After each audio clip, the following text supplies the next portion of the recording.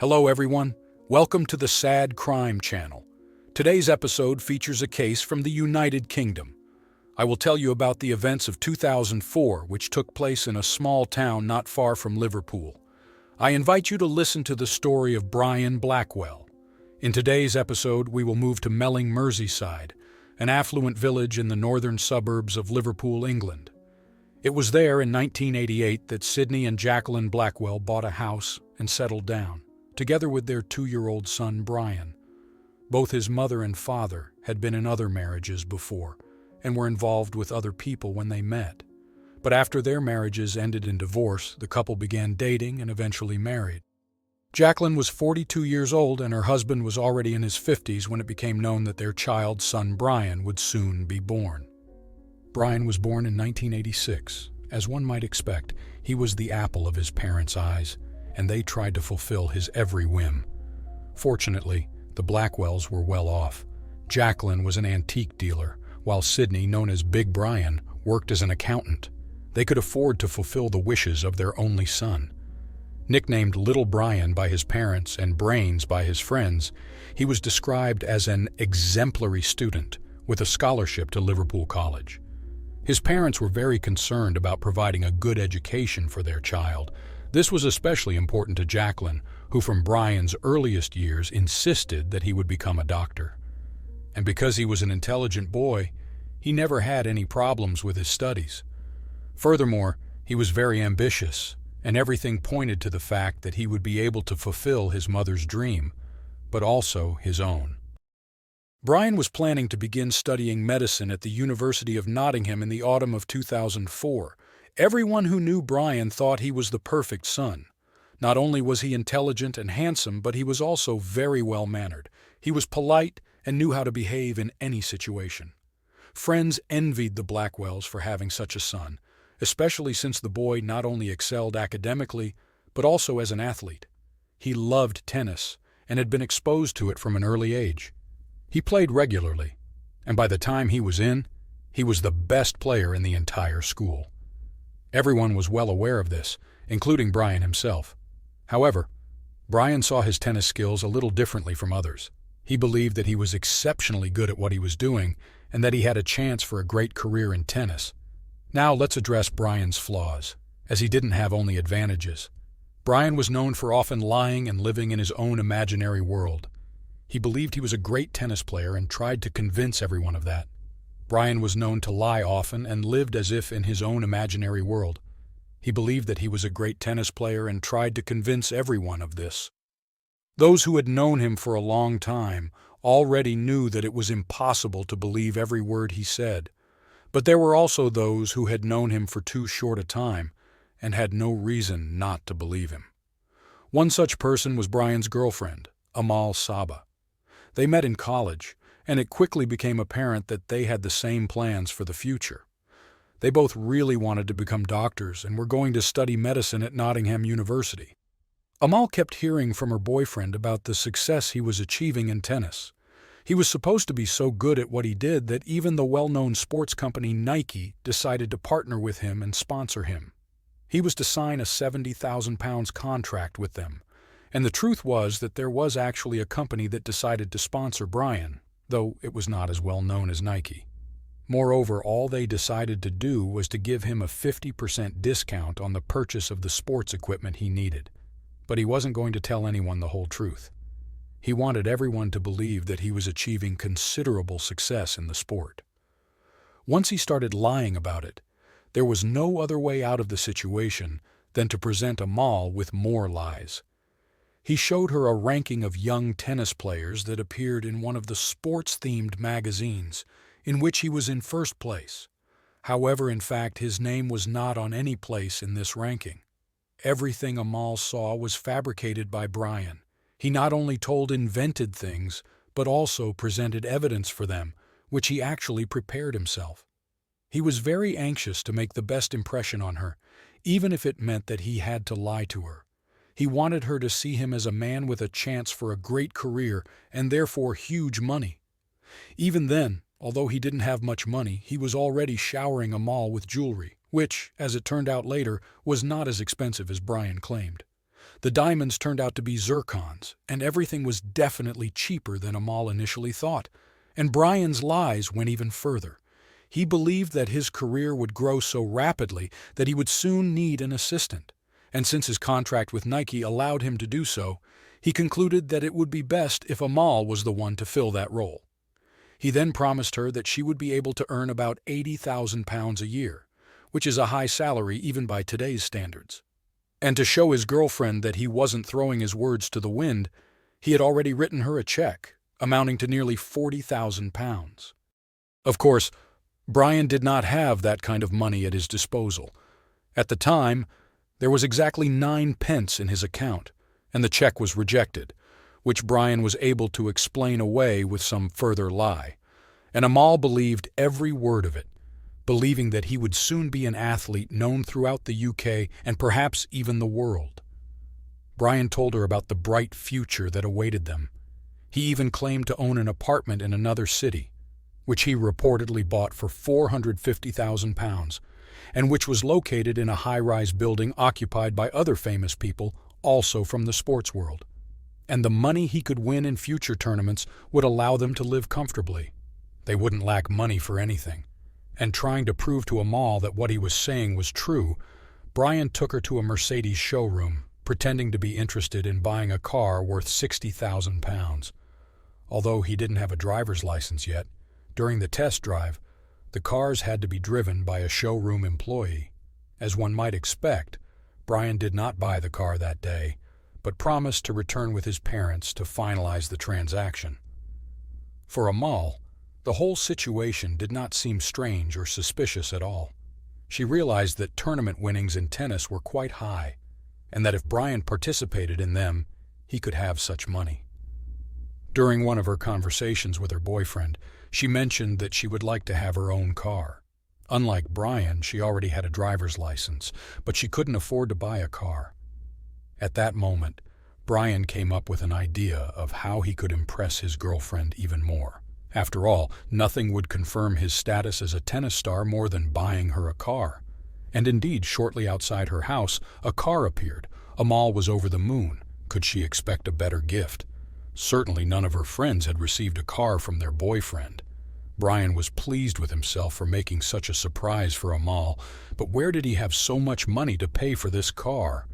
He himself did not have much in his account, but his parents had been saving money for many years, which was supposed to be used to pay for his studies. A considerable amount had already accumulated there, as Brian knew well. He went to the bank and, as he presented yet another lie there, said that his father had just died, and he needed to buy himself a car. He must have been a good liar because no one doubted that he was telling the truth, and the same day, £9,000 were withdrawn from this account, of which £6,500 were spent on buying a car for Amal. Without any scruples, he used this money.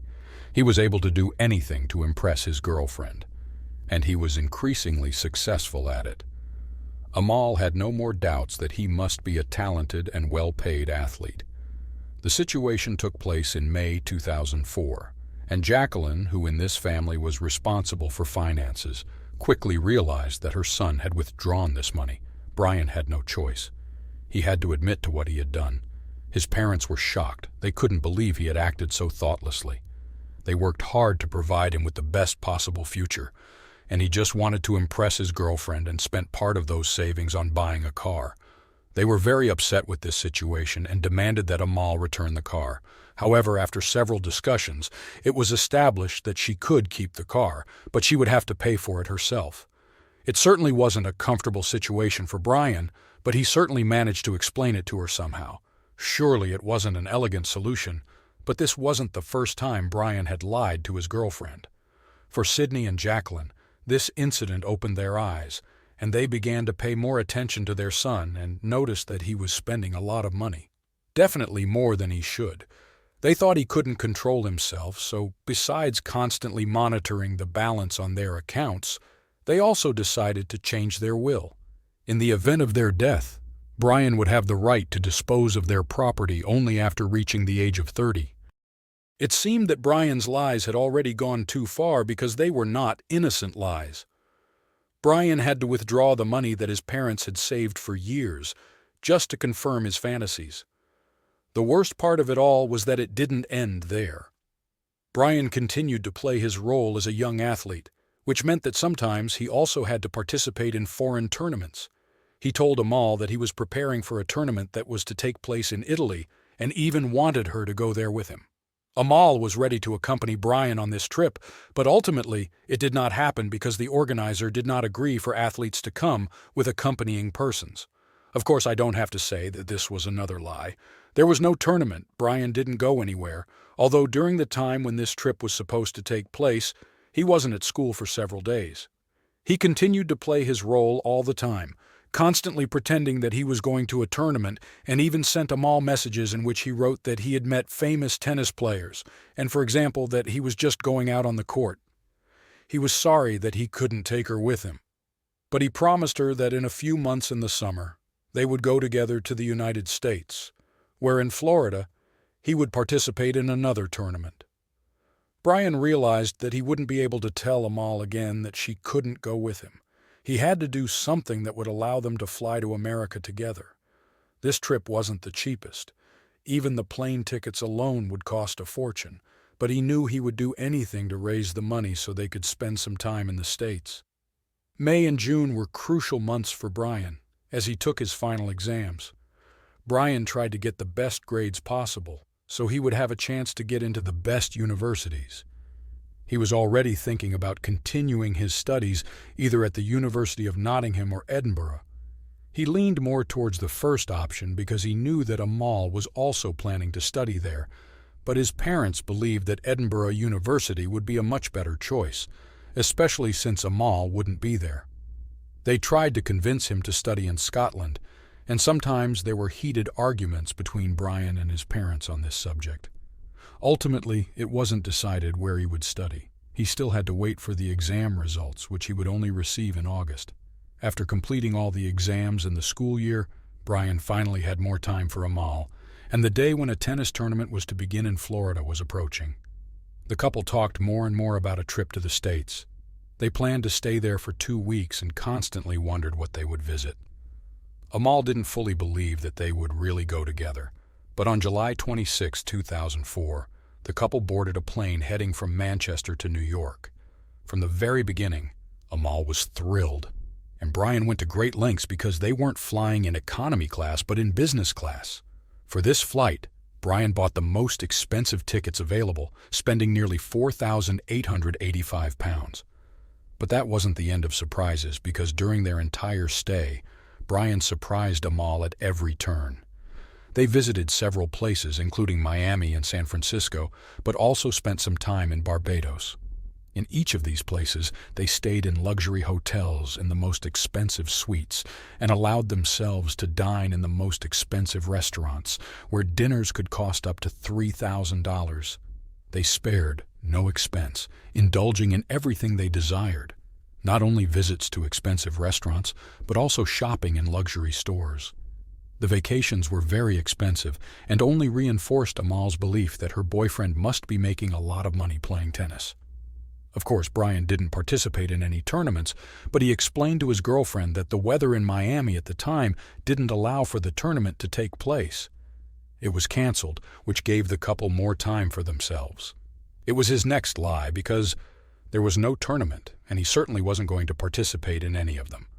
But Amal apparently hadn't yet realized that all of this was, to say the least, suspicious.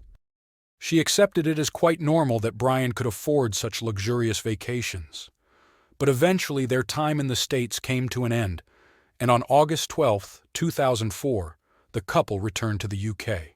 Straight from the airport, they went to Brian's parents' house, but since Sydney and Jacqueline were on vacation at their home in Mallorca at the time, and Brian didn't have the keys to the house with him, they couldn't get inside. They spoke briefly with a neighbor who was convinced that Brian, with his girlfriend and his parents, was on vacation together. He didn't know that Brian was supposed to spend his vacation in the States. He told them that he checked every day if any letters had arrived for his parents, and if there were any, he left them in the door, as Jacqueline had asked him to before leaving for Mallorca. After a short conversation with the neighbor, Brian began to wonder what to do next. He didn't really know where to stay until his parents returned to England, which could happen only in September. But then Amal offered him to stay at her place until then. After all, she wouldn't leave him like that. Brian accepted the proposal. It wouldn't hurt if he stayed at Amal's house for a few days. The couple managed to get into the garage from where they took Brian's parents' car and drove to his girlfriend's house.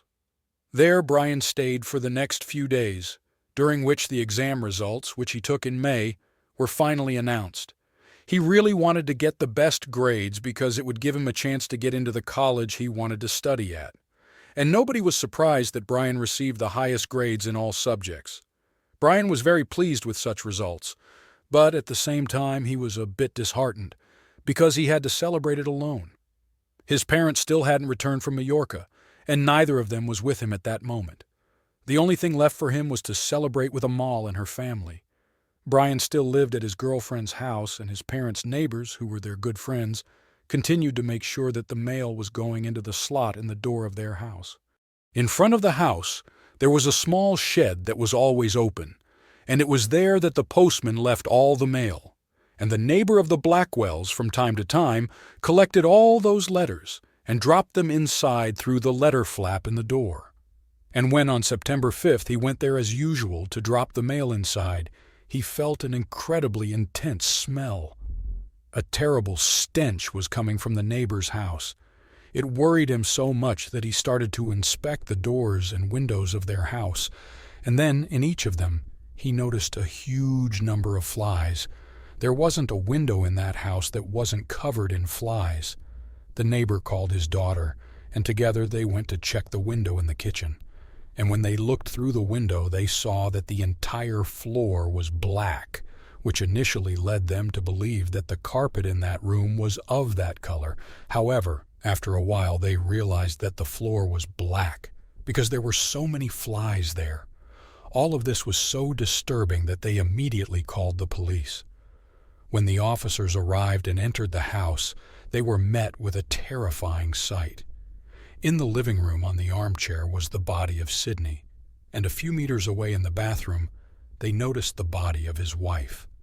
The bodies were in such a state that there was no doubt that they had been dead for several weeks. At first, it was difficult to determine what had happened there, but the officers were convinced that someone had killed the couple. How it happened, only the autopsy could determine. Thanks to the neighbors, the police learned that the couple had one child, a son named Brian. They had to find him and deliver this terrible news to him. For the past 3 weeks, since they returned from the States, where they had been about 3 weeks earlier, Brian had been living with Amal's family. When the officers went there, they didn't find him at home, but after some time, he showed up and heard then what had happened to his parents. He was shocked by this information. It was hard for him to believe all this.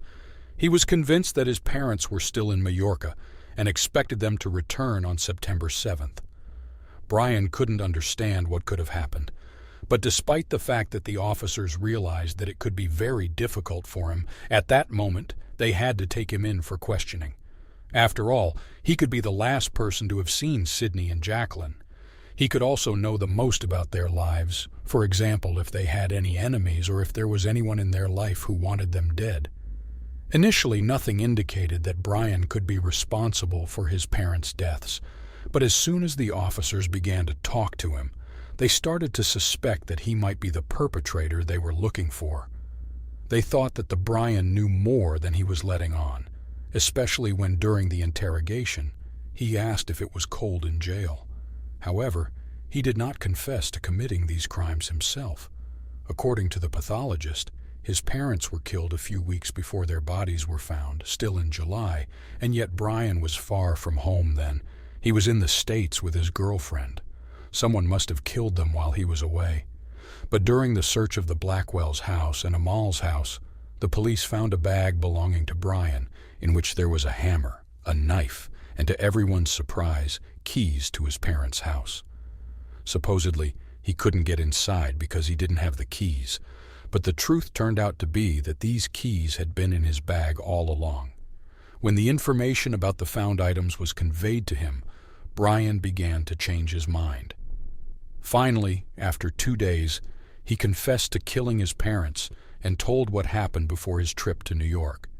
On July 25th, after returning home from training with his father, he was alone there because his parents went to a restaurant for dinner. When they all returned and sat down in the living room having drinks, they began to argue. Unfortunately, this discussion quickly turned into a fight, during which Sidney pushed and hit Brian. Brian had previously hung pictures on the wall in his room and still had a hammer in his hand, which he began to use in self-defense. When Jacqueline, who was in the kitchen at the time, heard some disturbing sounds coming from the living room, she went to check what was happening. She then saw Brian trying to kill her husband and attempted to stop him. He claimed that his mother began waving a knife, which made him feel threatened, so he tried to defend himself by striking her with a hammer. He also took the knife from her to prevent her from harming him. He admitted to hitting both of his parents with blows from both the hammer and the knife, although he couldn't recall the entire situation. He couldn't remember how many blows he delivered to each of them. After his mother lay unconscious on the floor, Brian dragged her into the bathroom to splash water on her, but it was too late. She was already deceased. Investigators found it hard to believe the 18-year-old's version of events. It didn't align at all with the autopsy results. According to the pathologist's findings, he ambushed Sidney and attacked him from behind. The 72-year-old had no chance to defend himself. He didn't even move from his chair. When the police entered the Blackwells' house, Sidney's body was still in the armchair, and his glasses were tightly clutched in his hand. Brian's account couldn't be true. He was the one who first struck his father in anger, and when his mother intervened, he focused on her, hitting her with the hammer, and then delivering about 20 stab wounds with the knife. After a moment, he returned to Sidney, who was still alive, and stabbed him approximately 30 times. The question arose, what drove Brian to commit such a crime? Initially, it was suspected that perhaps he felt dominated by his parents, especially his mother. She made all the decisions in the family. Jacqueline knew well that her son would be a doctor in the future, not just an ordinary doctor, but a surgeon. But that was also Brian's dream. He also wanted to pursue that profession in the future, and since he was very intelligent and studying came easily to him, he surely didn't have to put in much effort to achieve that goal. Something else must have been driving him, and right after he was arrested, he was examined by a psychiatrist and diagnosed with narcissistic personality disorder. People with such a disorder are often very selfish, mainly focused on themselves. They care about being perceived as successful individuals with power or authority. They love being praised but can't stand criticism. And Brian cared precisely about being seen as perfect in the eyes of others, hence his fantasies related to his sports career. He knew he could impress them all that way, and once he started lying, there was no turning back. He had to constantly reaffirm that he had succeeded. He bought her a car, jewelry, expensive clothes, and when he promised to take her to New York, he couldn't just change his mind later. But Brian didn't have that kind of money. He couldn't afford such an expensive trip. He had previously used his parents' credit cards, but that was quickly discovered. So this time he had to find another solution. He tried to apply for a credit card for himself, claiming to be a sportsman earning around £45,000 a year. However, that application was rejected. He also applied for a credit card 13 times using his father's name. And several times he also applied for a loan at the bank, doing everything to raise money for this trip.